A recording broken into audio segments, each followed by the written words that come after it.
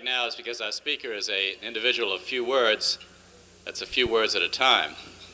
But his message is always one of the most stirring and important messages that we libertarians can hear.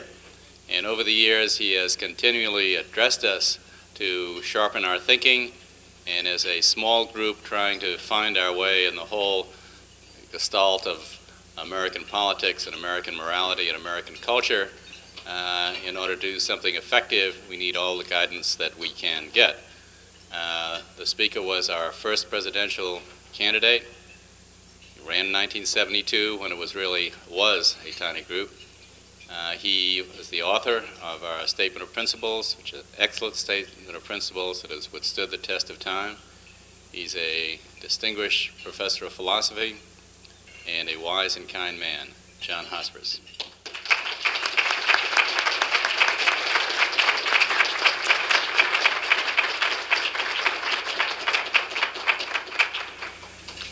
Thank you, Ed. Ladies and gentlemen. There are lots of social and political issues on which we've all been involved in discussions at different times. Punishment, welfare, war and peace, mistreatment of children, and so on. On some of these, though not all, there is a distinctively libertarian position. And what has struck me many times in trying to develop that position is that I find different views emerging under the same libertarian label. First, there are those who take certain principles, not always the same ones, but principles they believe to be the libertarian ones, and they attempt to rigidly deduce consequences from those. Consequences for conduct that apply strictly and without exception. This I'll call pure libertarianism. Pure as the driven snow. There are also those who either interpret the principles more liberally or permit some greater latitude in their application, especially when the pure view departs somewhat from what's vaguely called common sense. And this we may call, without being judgmental about it, impure libertarianism. Pure as the driven snow, just drifted a bit. Now, what the pure and impure variety say differs from issue to issue. And one could be pure on one topic and impure on another. And I want to trace through three kinds of examples of this in this talk. Let me begin with an example, though, first. A pure libertarian is very likely to take as an important premise Ayn Rand's statement that no human being's life should be a non-voluntary mortgage on the life of another. This is one of her brief, seminal, mind-blowing statements that changes everything you've ever heard if you understand it. And it has vast implications. For instance, that no one may deal with another person by force, for force is opposed to voluntariness. Another implication is that there should be, for instance, no government welfare programs because such programs do cause the life of one person to be mortgaged to another. But now, as to what should be done about it, whether this principle should be implemented immediately, that's a matter of disagreement. A pure libertarian would say that government welfare payments are evil and should simply be stopped, period. Stop the non-voluntary mortgage at once. A less pure libertarian would be likely to agree with Rand's principle, but not put the draconian change into effect right away. After all, many people might starve, there'd be riots in the cities, would take more money to quell that than the welfare would cost, or it would be unfair to terminate something on which people's expectations depend and suddenly pull the rug out, and so on. So it's all right to be pure, but don't go pure right away, no matter what the conditions. Right, and that could be applied to different issues like foreign aid and a whole bunch of other things. Now, I want to point one thing out. Neither of these alternatives is a strict consequence of the Randian principle. From the statement that nobody should be a non-voluntary mortgage on another person's life, it doesn't follow that you should stop welfare at once, or only that in the ideal system this would be done, and none should have started. it doesn't really tell you specifically what to do once a mistake has been made and how you correct it. The Randian premise doesn't logically imply either that you should put it to practice at once or that you may wait a while and have a waiting period or whatever. So other premises are required to derive that conclusion. There are lots of other examples. The pure libertarian is not likely to accept matching funds during a presidential campaign, for example. I remember during my own abortive presidential campaign in '72, I did get one letter which said, just in case you win the election, remember you must not take 1 cent of pay. That money was stolen from the taxpayers. The person who wrote this was doubtless a pure libertarian. That is, money not given with consent is stolen money, and no one should knowingly take stolen goods. A pure libertarian position. But that takes us to the first of the 3 topics I want to discuss briefly today, consent. The California LP requirement for membership is that you not advocate force or fraud in achieving your goals, except in retaliation. Now, besides being rather vague, I mean, it doesn't define what fraud is or retaliation, it is negative. A positive one might be what we'd call the principle of consent. Ayn Rand said, and here's again one of those brief, trenchant statements of hers, in any enterprise involving more than one person, said Ayn Rand, the voluntary consent of all parties is required. We constantly employ this principle in our dealings with other people, in daily behavior, also in law. If you take someone's belongings without their consent, that's theft. If voluntarily it's given to you, then it's a gift. Consent transforms theft into a gift. Consent is what transforms rape into ordinary sexual intercourse. Similar cases, and this libertarian principle is very commonsensical so far. Is it okay for me to play a tape continuously in your bedroom while you're asleep without your permission? No, you didn't consent. You might not have okayed it if asked. Is it okay for you to irradiate your dinner guests with your new and useless but harmless cancer cure? No, they didn't know about it, and even if they're not harmed, they did not consent.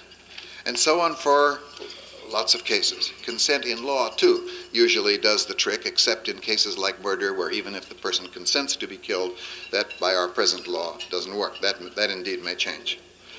At any rate, problems now occur. Consider just this. The murderer didn't consent to be tried or imprisoned.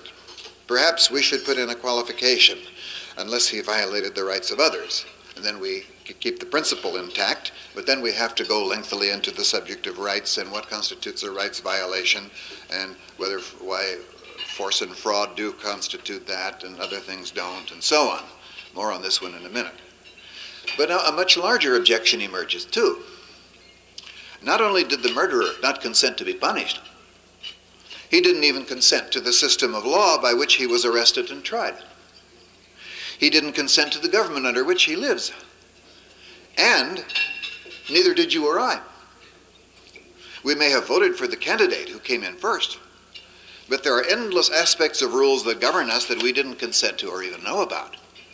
We may approve of having a legislative, judicial, and executive branch, but I don't remember being asked about this or consenting to it. And neither, of course, did we consent to the majority of the conditions under which we live, for that matter, like being born at this place and this time of these parents under these social conditions, or indeed to be born at all. It would be absurd to require consent to all these things, most of which happened totally without our control. We only demand to consent to those conditions or actions which would otherwise be forced on us by other people, thus giving us a choice we would have where we wouldn't have one otherwise. This is the old problem that, in essence, that has divided libertarians from the start. Following the principle of consent strictly, the only pure libertarians would be advocates of anarchism because government violates the principle of consent. And thus, the advocates of liberal government would either be impure libertarians or consigned to be non-libertarians in spite of their saying that they are. Let me mention just in passing 2 ways to get around this. to try to get around this. One could say that there is implicit consent. Now, it's true. There is such a thing as implicit consent, and we sometimes give it. If you knew that your next-door neighbor was dropping his excess soil onto your yard from his own, and you saw him do it and didn't do anything to stop him, not even saying a word, one might well say you implicitly consented to his doing it. If you hire somebody to mow your lawn every Saturday and you've paid the person regularly for 3 months every week after he's finished, and today he goes ahead and mows the lawn when you're not at home and asks for his money, and you say, I didn't consent to it this Saturday, he might well say that you implicitly consented because a pattern has become established every week, even though nothing was stated explicitly. However, most cases of implicit consent aren't that clear-cut. And that's the problem with government. Locke thought that continued residence in a country implied consent. And surely the residents, however, of East Berlin didn't consent to being there when the wall kept them from moving west. And did you implicitly consent to support your children by the act of having them? The law says you did you? Or if a man and woman live together for years, though not married, and 10 years later he finds another woman and kicks her out, couldn't she go to court and claim that, although they never discussed this possibility, there was an implicit agreement that the income they earned together belonged to them jointly? It's not entirely clear exactly what the implicit agreement was supposed to be. After all, it was never made explicit. And my only point is that implicit consent is very touchy. You can't just say there was implicit consent. There are plausible cases of it. But in the critical case, consent to government itself, implicit consent doesn't seem to me very plausible at all. Secondly, though, you can take another line. You can agree that the state violates the principle of consent, and then argue that this is not the only principle with which our moral arsenal is stocked. That one of the things we have to do is adjudicate different principles that come into conflict. For instance, the harm principle, like not knowingly harming others, or the principle of justice, treat others in accord with their desert, or the principle of fair play that Rawls makes so much of, that is, the consent principle is not sufficient by itself.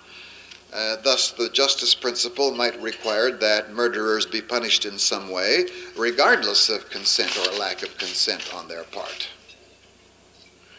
All right, so that's a second way to go, to say the principle of consent is fine, but it's only one of several ones that have to be integrated with each other. And that's a very promising line which hasn't been sufficiently developed. All right.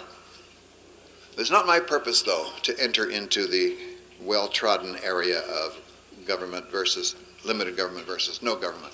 What I want to do in the remainder of my time is to devote about 10 minutes to each of three topics. Illustrating pure and impure libertarianism.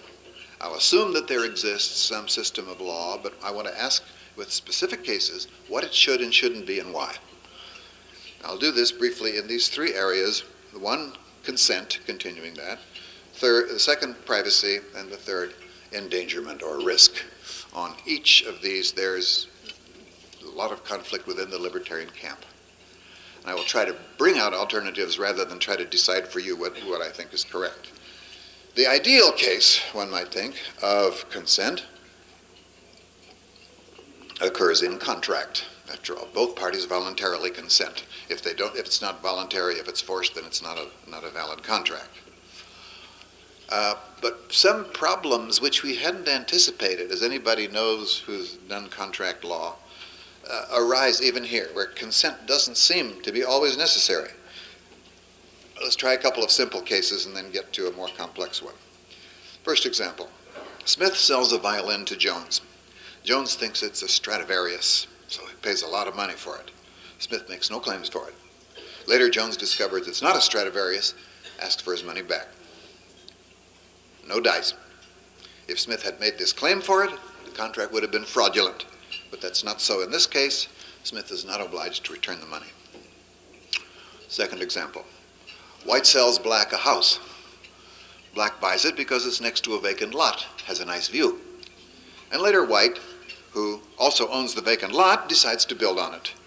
Black sues him, saying he wouldn't have bought the house except for the vacant lot next door. Black has, I would say, no comeback here the vacant lot was no part of the agreement. An oil company buys land from a farmer at $1,000 per acre. The farmer willingly sells. Later it turns out that there was oil under the land, and he claims the land was worth at least $10,000 an acre. The oil company concealed this information. But on the other hand, the farmer didn't ask for it. No fraudulent claims were made. There was only a concealment of information, or lack of giving it. On the whole, I'd say there was no contract violation here, though some of us might feel a little bit more uncomfortable about this example than about the earlier ones. Now, 3 more complicated cases and I go on. Here's a case which rests on a misunderstanding. A contracts to ship for B a cargo. These 3 cases are actual ones. I'm quoting, getting it from the law books. On the ship, Peerless, and he does. But unknown to either of them, there are 2 ships with the same name. A shipped on one ship, and B expected the shipment on the other one, and nothing in the contract allowed for this misunderstanding. Now, the case had to be adjudicated somehow, but it couldn't be by consent because neither of them consented. I mean, they were just going in different directions with this thing. A somewhat different kind of case. Impossibility. A contractor agrees to build an apartment building at a certain location, yet he encounters very swampy terrain. He almost completes the building. It collapses. He starts again. It collapses again. And finally, he throws up his hands and says, look, it's impossible to get a building started in this site. The owner of the land then sues him, saying he didn't live up to the contract. And the judge goes along with the contractor, saying that he's excused from the terms of the contract because it was impossible to live up to its terms, and impossibility renders the contract void. Though they didn't agree to do this, this was not consented to by both parties, but that's the way the judge decided, and one could ask how else could he really have decided? Penalize someone for not doing the impossible. Here, thirdly, here's a case, an actual case that occurred around 1890 in Philadelphia. A railroad company ordered a shipment of railroad ties from Scotland via the nearest port, which was Glasgow. This was in the contract that it had to be shipped from there. The shipper can't ship from Glasgow because of a strike, so he shipped it from Aberdeen instead. And instead of, he absorbed the extra cost of the extra transportation, and he did deliver the ties on time. But the railroad company, which by that time didn't want the ties anymore, sued for breach of contract, saying it was in the contract, it had to be shipped from Glasgow, and it wasn't, so the contract has been violated. And the court decided that the agreement, that the contract had been observed in spite of the fact that the Glasgow clause had not been observed, simply because this was in the presumed intent of putting in Glasgow was to get the ties at the minimum possible time. And that indeed was done. So that aspect, that clause in the contract was simply overridden. And this wasn't consent by both parties, but it was, it seems, a wise judicial decision. Now before we leave contract, before we leave the topic of consent, a little bit more. There are pretty hairy cases that make us really wonder. Here's a person with violent epilepsy caused by a brain condition which can be seen on the X-ray. An operation would correct it. If he says yes, no problem. If he says no, libertarians, I think, would still say, no problem. We don't operate on him without his consent. Isn't that in general the libertarian position? Now, many doctors would favor operating on him anyway, saying he doesn't realize how much freer and happier he'd be after the operation, and he'd lose all this tendency toward violence. The correction of the patient's organic condition will give him more rather than less control over his own behavior, writes Dr. Vernon Mark in an article called Brain Surgery and Aggressive Epileptics. It enhances and does not diminish his dignity and humanity. I think the libertarian position so far is don't operate even though we all know he'd be happier or better off after the surgery. It's for him to decide. Okay, so far so good, or maybe not so good yet. But now try this. I know of this, the following case of a pedestrian who suffered extensive brain damage when the car ran over his head. The insurance company contacted him and he agreed to settle the case for $1,000. But he didn't have much of a brain left with which to make the decision. Would a pure libertarian still say, well, it was his decision and he consented, so that's final? And then a person may be, considering other cases, insane, literally not know what he's doing, or he might just be extremely stupid and not able to anticipate or control events in his life. When I go through the various legal definitions of insanity, I always keep thinking that they all apply to stupidity just as well. And what if somebody who suffers from senility or advanced Alzheimer's disease, and here people are declared mentally incompetent without their consent, and now libertarians are right to object to this in lots of cases. Injustice is done. People lose their bank account, their homes, their rights under the law because a judge makes a declaration. But then there are also cases, which we mustn't just quickly align with the first ones, where the person literally has no idea who or what he or she is and can't make any decision any more than a newborn infant can. The idea of letting one person make a judgment about the disposition of another person's fate is very upsetting to libertarians. It strikes at the vital center of this personal responsibility concept. But what if there isn't much of a bee to make a decision about his or her life? One does this all the time in the case of small children. Parents protect them from danger by force if necessary. The old lady has rather lost her moorings and she sits alone in her apartment and she thinks she's somewhere else and she doesn't recognize her children, and on her own she couldn't possibly survive, but she won't leave. She wants to stay in her house for 40 years, but there's no way to enable her to do this. If others don't make a decision for her, she dies. There are lots of cases of this kind. I'll omit some of the more interesting ones for the sake of just getting on with the next part. I'll come back to consent in connection with the other two. But meanwhile, a related thing, not quite the same, where again there's a difference between pure and impure, and it doesn't always operate in the same way. Let's talk a little bit about privacy. It's central to libertarian thought, although the term may not be often mentioned. The Constitution doesn't mention privacy at all, but some of the amendments in the Bill of Rights do address it. The First Amendment protects free association, protecting your private space against those who would invade it. The Third Amendment protects against quartering of soldiers in private homes. The Fourth Amendment protects privacy very clearly by prohibiting unreasonable searches and seizures, and so on. The importance of privacy, having some kind of space that is our own and nobody else's, it's intricately bound up with our dignity as human beings, the respect owed by people to each other. Charles Freed, in his book Anatomy of Values, writes these two sentences. Privacy provides us with a context for our most significant ends, like love, trust, friendship, respect. It's a necessary element in these relations. Without privacy, they're inconceivable. Threat to privacy is a threat to our integrity as persons, and privacy is a necessary atmosphere for these attitudes and actions, as oxygen is for combustion, unquote. Now, there's some disagreement as to how privacy should be defined. Some authors of legal textbooks believe that what defines privacy is that there are limits to the access others should have to perceiving you. For instance, somebody may not, without your consent, take a picture of you and then feature it on the cover of a magazine the following week. This is an invasion of your privacy. More usually, however, privacy is defined in different terms, in terms of information about you, about when you may not want others to possess. Things you don't want other people to know unless you give them permission. Now, invasion of privacy must be distinguished from libel and slander, that is defamation. In defamation, a person must purposely and maliciously say or write something false about you and cause you damage. In invasion of privacy, nothing false need be said. For example, a millionaire tried in Los Angeles to keep his wife's suicide out of the newspapers. The newspapers said no, because they said news comes first. A father's 6-year-old daughter was mangled by a passing car. He tried to keep the picture out of the paper.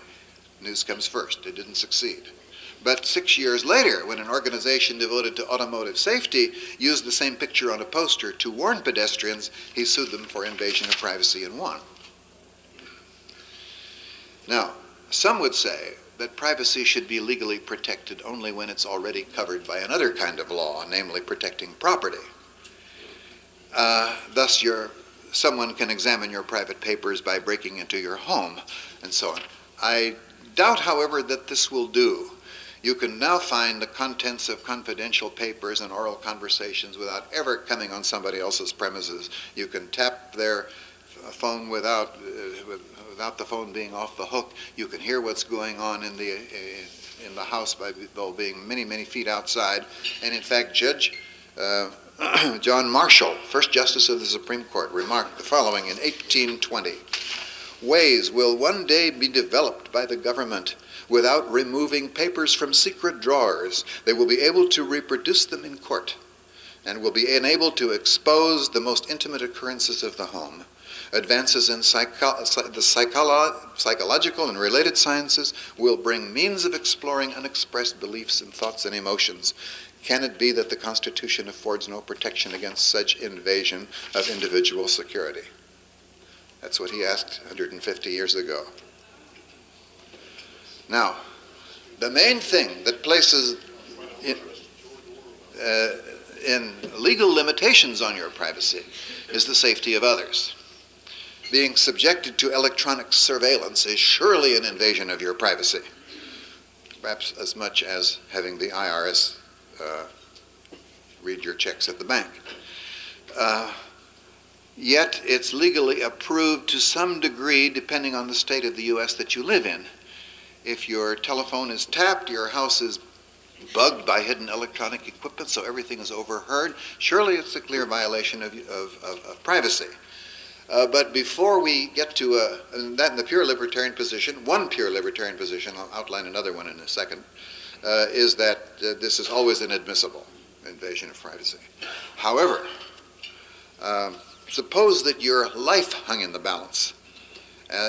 There was a plot to murder you, and the only way to uncover the people who were doing it would be to tap their phone. Would you, granted that's maybe an extreme situation, but you might consider your life more valuable than their privacy and vote in favor of the surveillance? I don't know. This is where the pure and impure certainly get distinguished. But let's see for a minute, before we leave this topic, how privacy operates in the legal system. It's a chaos right now. You can find out who's in jail by dialing a certain phone number. You can find out what they're accused of when they're to appear in court. That's public information. Even though they don't want it and they don't consent, that's public. It's considered important for anyone who wants this information can have it, and it helps guarantee against secret trials. It's a little bit different with psychiatric information. You want to find someone who's in the mental institution, it's not that easy as a rule. What a defendant says to his attorney is legally privileged. It's protected. He can confess to murders and the attorney keeps quiet. His position is like that of the priest and confessor. What's more controversial is whether the relation between physician and patient should be like that. And that's still in controversy today. New York was the first state in 1828 to guarantee the confidentiality of the physician-patient relationship. The theory was, if the patient was not guaranteed that his communication with his doctor would be kept confidential by the doctor, the patient would then stay away from doctors and his health might suffer. That view, 1828, was never more appropriate than in today's controversy about requiring doctors to report AIDS cases. However, in 34 states, the physician-patient communication is privileged. The doctor may not reveal in court what he learned from the patient professionally. And so when a passenger in a New York taxi cab falsely claimed whiplash and sued the taxi cab company, the physician was not permitted to testify, although one sentence from him would have thrown out the whole case. That sentence was, "I've been treating this man for sciatica for 3 years." But in New York, the relation between patient and his psychologist is also privileged. In New York, dentists are privileged as well. None of them are in Arkansas, but nurses are privileged there. In New Jersey, physicians are not privileged at all, and they must answer court questions, but newspaper reporters are privileged and don't have to. In Georgia and Tennessee, physicians must tell all about their patients in court, but psychologists may not do so, and so on. Now, a minute more on privacy. I'm condensing this. A politician can't claim invasion of privacy because he sought and asked for the job which involves publicity.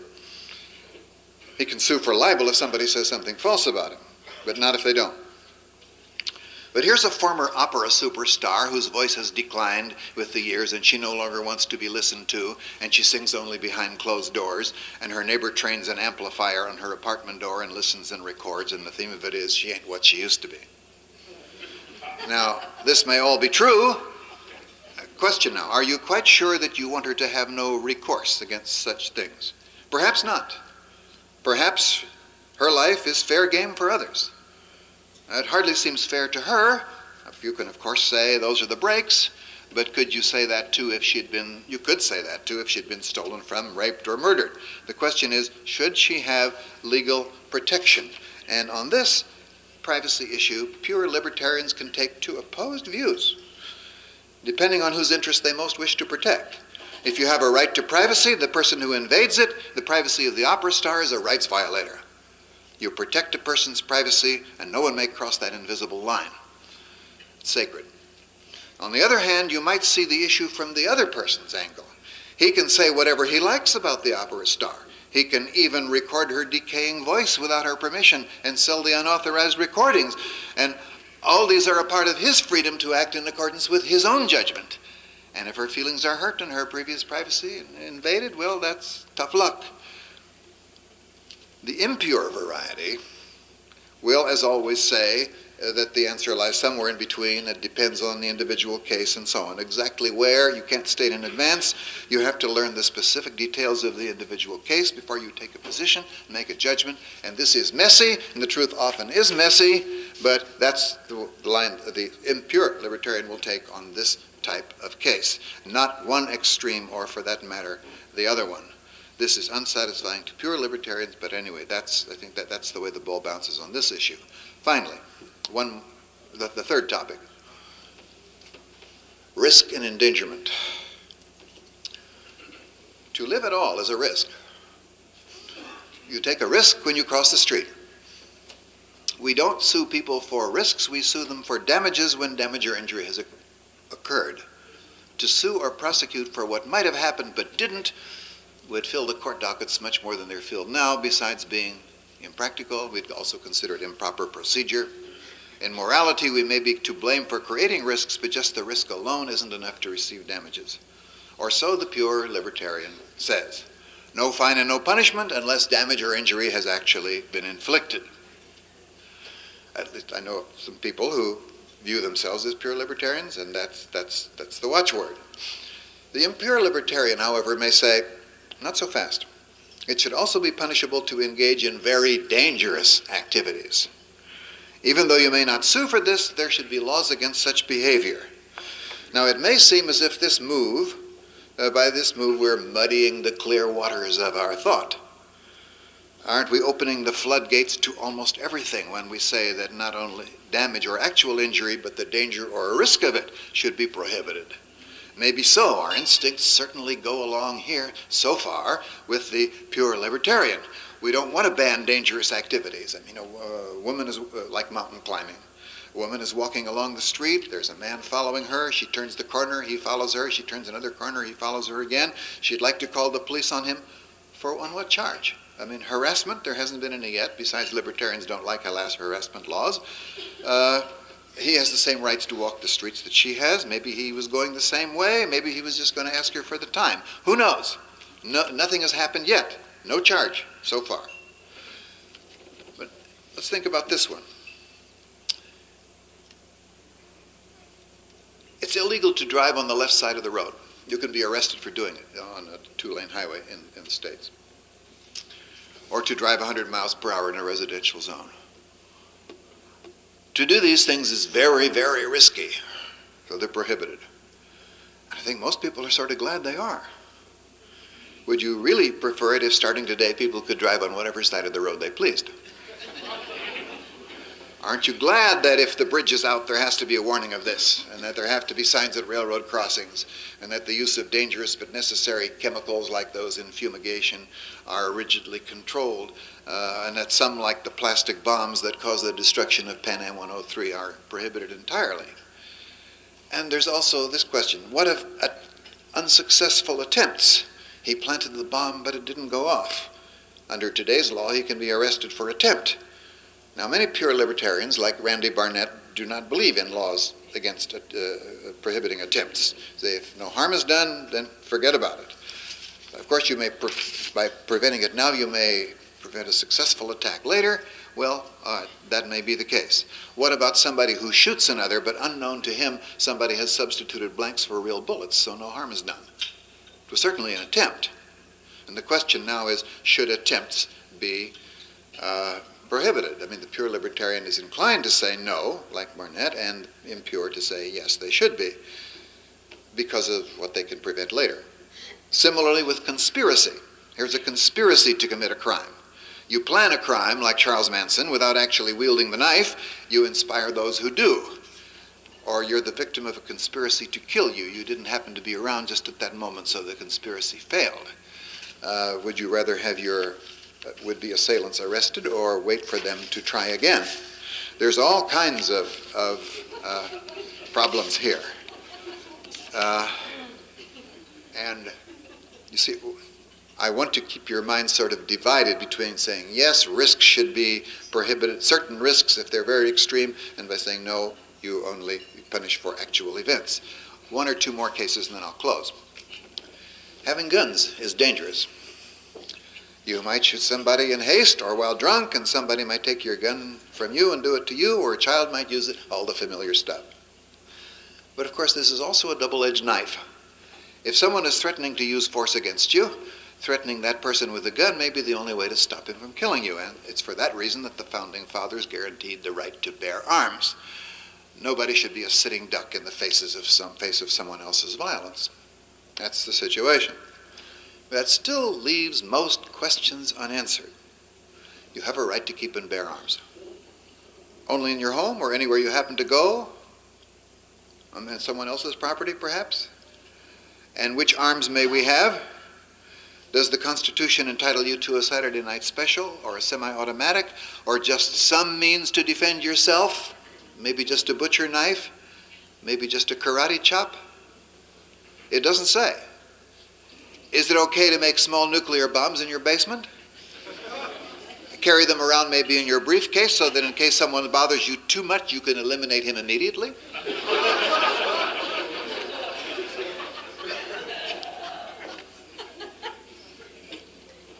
I think the pure libertarian position is this. You can have any weapon provided you use it defensively. I mean, they have mentioned this, several have mentioned this to me. I'll be about 3 minutes more. But you may not use any weapon, not even a butcher knife, offensively. Of course, you have to be quite sure what's to count as defensive and offensive, and unfortunately, the same things that can be used for defense can also be used for offense, and that's very, very embarrassing, and it makes things very, very difficult. Anyway, that's the pure line. We also have this with product liability cases. Is the Pinto too dangerous to be allowed on the road, and so on and so on. Lots of cases of that kind. But I conclude. Here's one example. I'll comment on it and then conclude. This is from a case history. Sometimes I think that what I really want to do is kill people and drink their blood. Dr. Alan Wolfe looked at the young man in the chair. The face was round and soft and innocent looking, like that of a baby. But the body had the powerful shoulders of a college wrestler. There was no doubt that Hal Crane had the strength to carry out his fantasy. Any people in particular? Girls about my age, in their early 20s. But nobody you know. That's right, just people I see getting off a bus. I have a tremendous urge to stick a knife into them and feel the blood on my hands. But you've never done this. No, but I might. Dr. Wolfe considered him a paranoid schizophrenic who might act out his fantasies. He was a walking time bomb. Would you be willing to take my advice and put yourself in a hospital for a little while? I won't do that. I won't be locked up like an animal. But you don't really want to hurt other people, do you? I guess not. I haven't done anything yet. But you might, he said. You might kill someone. Well, that's just the chance people will have to take, isn't it? I told you I'm not going to let myself be locked up like an animal, and that's it. I have several comments on this. Just one will do.